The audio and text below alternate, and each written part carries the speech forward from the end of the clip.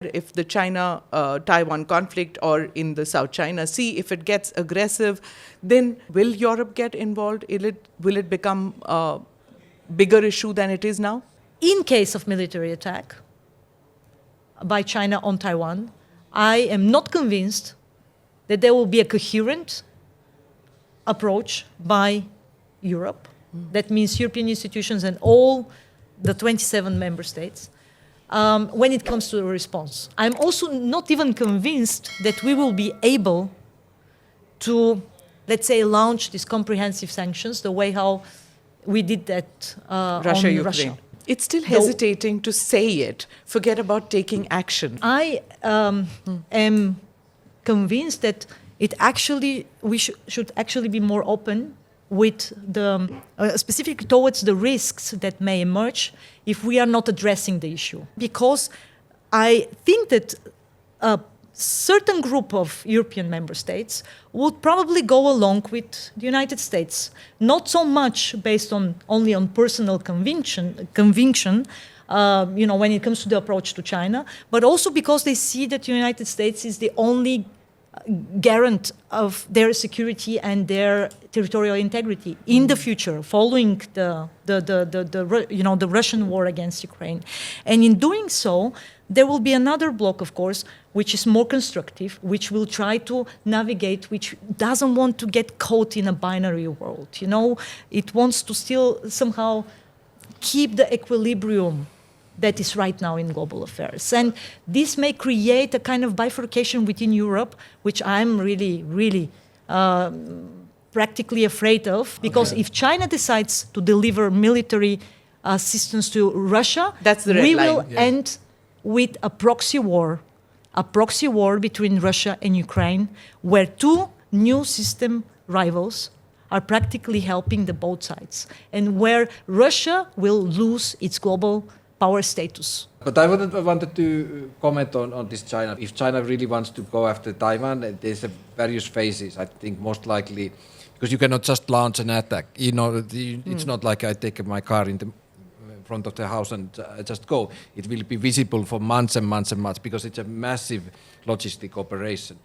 But we can assume that what China could do, for example, have a military exercise around Taiwan which lasts forever and nobody can come in and out and then test the waters and see what the dynamics. But for your direct question about military assistance, the reality is we don't have the material, not the equipment in Europe. That's actually our big problem. So I think the biggest support what Europe in that situation realistically could give is related to sanctions. You're seeing on the sidelines, you're seeing that the US, its allies, countries of the South, they're engaged in this war of words when it comes to G20 and especially with regard to the Ukrainian conflict. Even on sanctions, though Rui says that there is a unity, even on that between Eastern European bloc and the Western European nations, isn't there any kind of a conflict or rethink or difference of opinion? In the head of state level, the unity, at least at the moment, is very clear.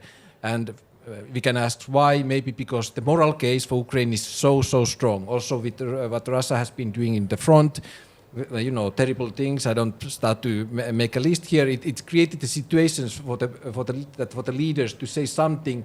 Let's try to find a way. Let's try to discuss. It's a very, very clear. And as just recently, today, Italian Prime Minister was here from these countries, where there's very many opinions about Russia. And her message was very, very clear on that. Yes. And presenting like if you would go to North or Baltic to Estonia, you couldn't have different line. So Europe is very united on that. The veil has been lifted about, and there's no ambiguity now about China colluding with Russia. Can there be any ambiguity now in all of the EU states? And, because there was ambiguity when it came to the India-China conflict, when it happened in Galwan on our borders, EU was kind of, was tiptoeing around the issue, did not come out openly and castigate China or say that this was expansionist policy of China. Now, is it going to be tiptoeing or coming straight out, or does that have to be an attack, or does it have to be military transfers? What needs to be done now? The dynamics with China go between ups and downs. Now we are not in a hub, but I will not qualify it as something final. Okay. Although the Ukrainian war can be a qualitative element in this equation. I mean, if some steps are taken by China, that can represent an issue for the European member states, that's for sure.